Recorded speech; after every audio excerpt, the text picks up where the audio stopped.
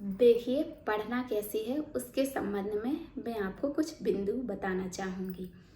तो क्या है वो बिंदु? जैसे कि आप किसी भी एग्ज़ाम की तैयारी कर रहे हैं, तो उस एग्ज़ाम का एक निश्चित सिलेबस होगा, पाठ्यक्रम होगा। आपको उस पाठ्यक्रम को किस तरीके से पढ़ना है, आपको किसी पाठ्यक्रम की एक पुस्तक को किस तरीके से पढ़ना है, वो मैं आज यहाँ पे आपको बताने वाली हूँ। और अगर आप उस तरीके से पढ़ेंगे और अपना सारा सिलेबस उसी तरीके से कंप्लीट करेंगे, तो आप अपने लक्ष्य को निश्चित ही प्राप्त कर लेंगे। चलिए, इसके लिए मैं आपको बताती हूँ कि आपको किसी भी पाठ्यक्रम की पुस्तक को किस तरीके से पढ़ना है।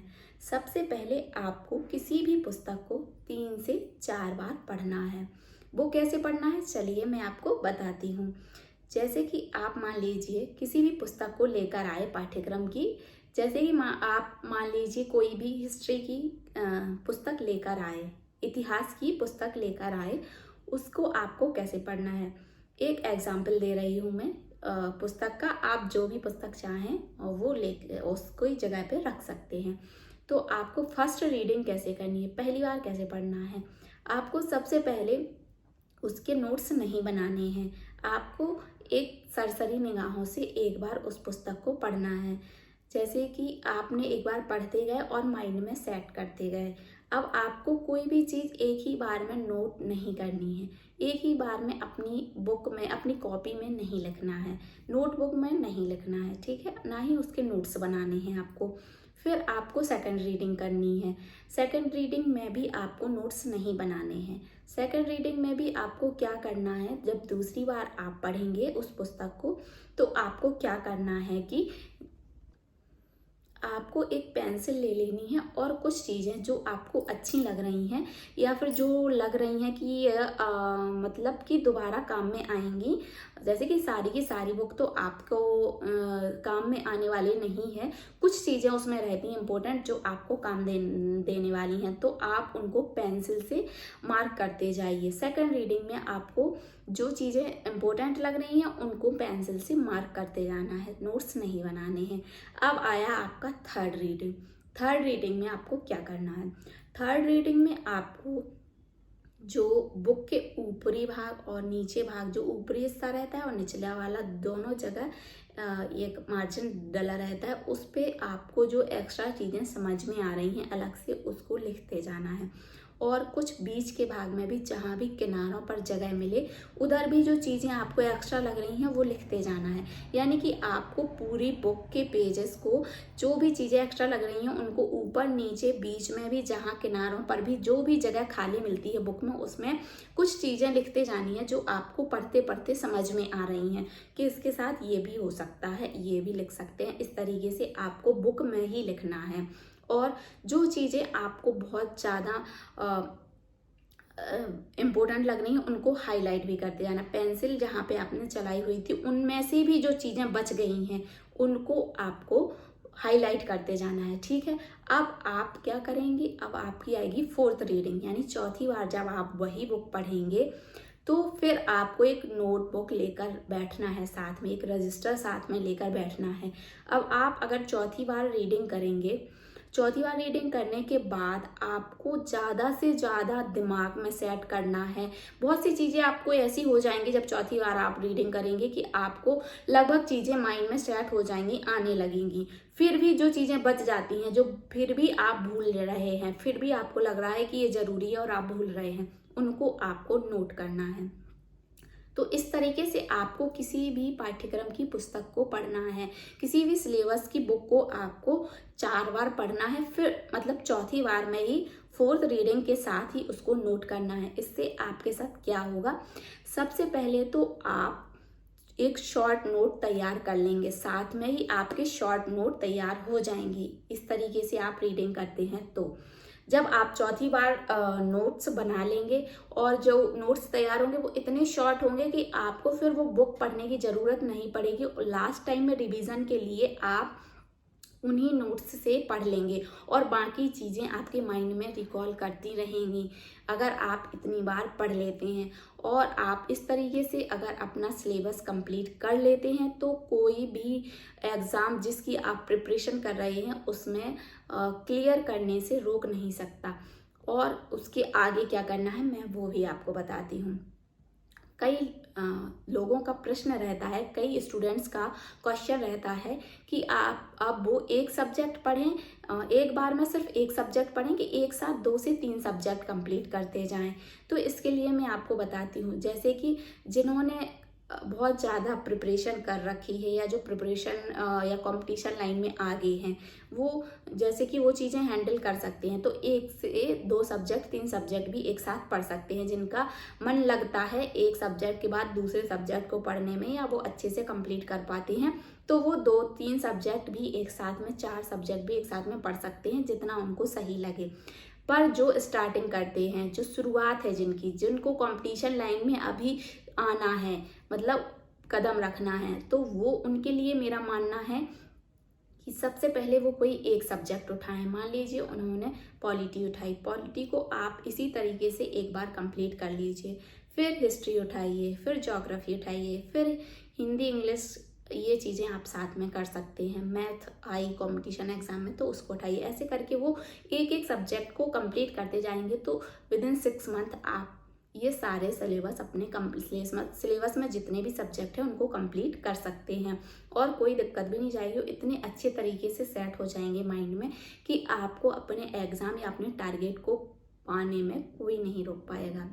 अब कई विद्यार्थियों का ये प्रश्न भी रहता है कि क्या उनको एनसीईआरटी या स्टेट बुक पढ़नी चाहिए, माध्यमिक शिक्षा मंडल वाली बुकें पढ़नी चाहिए या नहीं। तो उनके लिए मेरा आंसर ये है या मेरा जो सुझाव है वो मैं ये देना चाहती हूँ कि जैसे मैंने इसमें बताया कि जो अभी स्टार्टिंग है जिनकी, उनको भी, और जो बहुत ज़्यादा कंपटीशन में आगे भी पहुँच गए हैं, जो 1-2 नंबर से भी रुक रहे हैं, उनको भी एनसीईआरटी प्लस माध्यमिक शिक्षा मंडल बोर्ड की 6 से 12 तक की पुस्तकें जरूर पढ़नी चाहिए।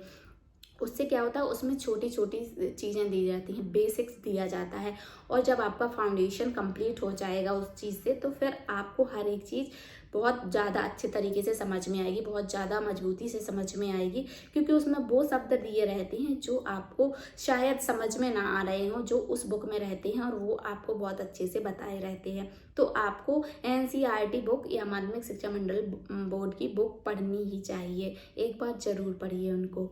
तो आपके ये क्वेश्चन हो गए। अब इसके बाद क्या करना है आपको ये भी सुन लीजिए। इतना कंप्लीट करने के बाद आपको जब सारा पाठ्यक्रम या सिलेबस कंप्लीट हो जाएगा तो फिर आपको करनी है प्रैक्टिस सेट। प्रैक्टिस सेट के लिए आप कोई भी टेस्ट सीरीज ज्वाइन कर सकते हैं या फिर मार्केट में कई सारे प्रीवियस ईयर के मॉडल पेपर की बुक आती है तो वो भी आप ले सकते हैं और उसके साथ प्रैक्टिस कर सकते हैं। अब प्रैक्टिस आपको कम से कम 20 से 25 दिन जरूर करनी है। तो ये प्रैक्टिस करेंगे तो इससे आपको क्या होगा कि आपकी एक्यूरेसी बढ़ेगी और साथ ही साथ आपका माइंड डेवलप्ड होगा कि आपको किस तरीके से एग्ज़ाम में क्वेश्चंस को डील करना है। तो ये भी चीज़ें आपको आएंगी। तो आपको क्या करना है, जैसे कि मैंने बताया, सबसे पहले आपको बुक्स को पढ़ना है 4 बार, फिर नोट्स बनाने हैं। जब नोट्स बनाने के बाद आप टेस्ट सीरीज ज्वाइन करेंगे, टेस्ट सीरीज आपको कभी भी पहले नहीं ज्वाइन करनी, जब तक आपका सिलेबस कंप्लीट ना हो जाए पूरी तरीके से तब तक आपको टेस्ट सीरीज ज्वाइन नहीं करनी।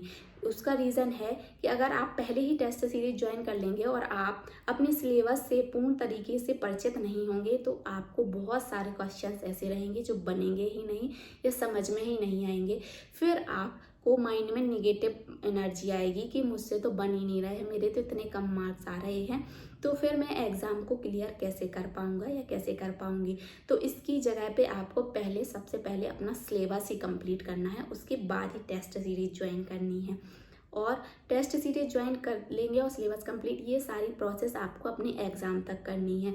अगर आपको कभी एग्ज़ाम डेट बढ़ जाती है तो ये चीज़ें स्किप नहीं करनी है, क्योंकि वही टाइम होता है जब एग्ज़ाम डेट बढ़ जाती है, आप ढीले पड़ जाते हैं और आपकी जगह कई विद्यार्थी ऐसे होते हैं जो लगातार तैयारी करते रहते हैं बिना थके बिना हारे, और वो आगे निकल जाते हैं। आपकी अच्छी प्रिपरेशन होने के बाद भी वो आपसे आगे निकल जाते हैं। तो आपको ये बिल्कुल ध्यान देना है, आपका जब तक एग्ज़ाम हो नहीं जाता तब तक आपको अपनी चीज़ों को छोड़ना नहीं है, और इसी तरीके से आपको अपना सिलेबस कंप्लीट करते रहना है और प्रैक्टिस करते रहनी है।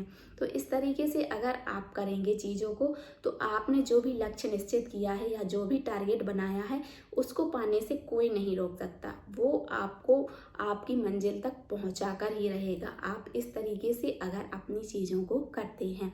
तो मेरा यहाँ पे आप सबको बताना यही था कि आप सारी चीज़ों को इसी तरीके से बेहतर तरीके से मैनेज करें। आप ऐसे करेंगे तो ही आप सफलता पा सकते हैं। अब मैं लास्ट आपको ये सारी चीज़ें फिर से रिपीट करा देती हूँ कि आपको आखिरकार चीज़ों को करना कैसे है। सबसे पहले मैंने क्या बताया कि आपको एक सब्जेक्ट की बुक को कम से कम 4 बार पढ़ना है। 4 बार पढ़ने के साथ चौथी बार यानी फोर्थ रीडिंग के साथ ही नोट्स बनाने हैं, तो शॉर्ट नोट आपको तैयार होंगे। आपको ये बिल्कुल ध्यान रखना है कि चीज़ों को याद ज़्यादा करना है और लिखना कम है, यानी माइंड में ज़्यादा चीज़ें आपकी होनी चाहिए और नोटबुक में कम चीज़ें, क्योंकि बड़े बड़े पुराना जैसे लेंथी नोट्स बनाने के बाद आप दोबारा पढ़ने का मन नहीं करेगा आपका, कि आप दोबारा से वो इतनी हैवी रामायण जैसी या वेदों जैसी आप बुक पढ़ें। तो आपको नोट्स शॉर्ट से शॉर्ट ही बनाने हैं, जितना भी हो सके आपको अपने माइंड में सेट करना है। इसीलिए आपको कोई भी बुक कम से कम 3 या 4 बार पढ़नी है। अगर आप 3 बार पढ़ रहे हैं तो थर्ड टाइम पर ही आप नोट्स बनाइए, और 4 बार पढ़ रहे हैं तो फोर्थ टाइम पर ही बनाइए, ठीक है। सबसे पहले आपको 4 बार एक सब्जेक्ट की बुक को पढ़ना है। ऐसे ही सारी सब्जेक्ट की बुक को पढ़ के उनके नोट्स बनाने हैं, और बुक के कॉर्नर पे भी लिखना है और उनको हाईलाइट करना है, ठीक है। आप सेकंड क्या करना है, आपको एनसीईआरटी या माध्यमिक शिक्षा मंडल बोर्ड की जो बुक्स हैं, जो भी आप समझे, उनको पढ़ना है आपको 6 to 12, ठीक है। और उसके बाद आपको टेस्ट सीरीज ज्वाइन करनी है, या टेस्ट सीरीज की जगह पे आप मॉडल पेपर जो बुक्स आती हैं ओल्ड प्रीवियस ईयर पेपर्स की, उनकी बुक को प्रैक्टिस करना है। कुल मिलाकर आपको प्रैक्टिस करना है, चाहे वो आप टेस्ट सीरीज ज्वाइन करके करें या फिर आप कोई बुक से करें, ठीक है। और ये सारी चीज़ें आपको बिल्कुल रिदम में लेकर चलनी है, कंटिन्यू लेकर चलनी है जब तक आपका एग्ज़ाम नहीं हो जाता। एग्ज़ाम हो जाने के बाद ही आपको इन चीज़ों में थोड़ी सी गैप देना है। मेरा तो मानना है जब तक आप किसी भी एग्ज़ाम में या किसी भी जॉब को पा नहीं लेते, जो आपका टारगेट है या आपका जो एम है उसको पा नहीं लेते, तब तक भी आपको पढ़ाई नहीं छोड़नी है। और जैसे कि आपने कहावत तो सुनी ही होगी कि पढ़ने में कोई शर्म नहीं और पढ़ने की कोई उम्र नहीं। तो जब तक चाहे आप जॉब पाने के बाद भी पढ़ सकते हैं, ऐसा बिल्कुल भी नहीं है कि आप जॉब के बाद पढ़ाई नहीं करेंगे या छोड़ देंगे। उससे तो लगाव हमेशा ही रहना चाहिए आपका, तो हमेशा बनाए रखिएगा जॉब मिलने के बाद भी। उससे आपको कुछ ना कुछ मिलेगा ही, आपका जाएगा कुछ नहीं पर मिलेगा ज़रूर कुछ ना कुछ आपको। तो ये चीज़ें आप कर लेंगे तो आपको कोई नहीं रोक सकता अपनी मंजिल को पाने से। आप अपने एम को, अपने लक्ष्य को पा ही लेंगे इन सारी तरीकों को। तो आपको अगर मेरा वीडियो अच्छा लगा है तो मेरे वीडियो को लाइक ज़रूर कर दीजिएगा, और चैनल पर नए हैं तो चैनल को सब्सक्राइब करना बिल्कुल भी मत भूलिएगा। लाइक करेंगे तो मुझे लगेगा कि आपको वीडियो पसंद आ रहा है, और मैं आपके लिए आपकी समस्याओं से संबंधित और भी वीडियोज़ लाऊंगी। और बेल आइकन प्रेस कर लेंगे तो आपको नोटिफिकेशन मिलेगा और आप देख लेंगे, तुरंत देखेंगे तो मुझे भी समझ में आएगा कि लोग मेरे वीडियोस में इंटरेस्टेड हैं, और मैं ऐसे ही वीडियोस और भी लेकर आती रहूँगी। और सबसे अच्छी चीज़ आपको ये ज़रूर ध्यान रखनी है कि आपके कोई भी रिलेटिव्स या कोई भी फैमिली मेम्बर आपसे या आपकी तैयारी में लगा हुआ है आप जैसे ही, तो उनको शेयर करना बिल्कुल भी मत भूलिएगा, ताकि उनको भी ये चीज़ें पता ना हो तो वो भी जान लें और अपनी तैयारी में और भी बेहतरीन हो सकें, अपनी तैयारी को और भी बेहतरीन बना सकें और तैयारी में चार चांद लगा सकें। तो आप उनको भी शेयर करना बिल्कुल मत भूलिएगा। मिलते हैं इसी तरीके के और भी वीडियोज़ के साथ। तब तक के लिए अपना ख्याल रखिए और अपनी पढ़ाई को आगे बढ़ाते रहिए। और हाँ, अगर आपने इस तरीके से अपनी तैयारी नहीं की है अभी, तो आज से ही स्टार्ट करिए। देखिए कितना बदलाव आता है, आपकी तैयारी को कितनी और आगे सफलता मिलती है और कैसे आप अपनी मंजिल को पा लेते हैं। धन्यवाद।